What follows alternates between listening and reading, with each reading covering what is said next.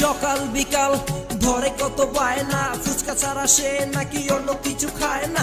কত করে বলি চলো রেস্টুরেন্টে যাই, কিন্তু সে বলে আমি শুধু ফুচকা খেতে চাই। কি আর করা, পড়ছি ধরা পার্কেতে আসিয়া, ফুচকার দোকান দেখা চান্দু চেয়ারে পড়লো বসিয়া। বসার পরে বললাম মামা ফুচকা দিও বাড়াইয়া, হালকা পাতলা টক আর ঝালটা দিও বাড়াইয়া, ঝালটা দিও বাড়াইয়া, ঝালটা দিও বাড়াইয়া, দিও বাড়াইয়া। রোজ বিকালে ঘুরতে যাবে করে শুধু ফোন, আমিও তো নয়া প্রেমিক, কি করি এখন? যেটা বলে সেটাই করি, আমায় যেন বোঝে, আর সে তো আমার মন বোঝে না, শুধু ফুচকার দোকান খোঁজে। ফুচকা প্রেমিকা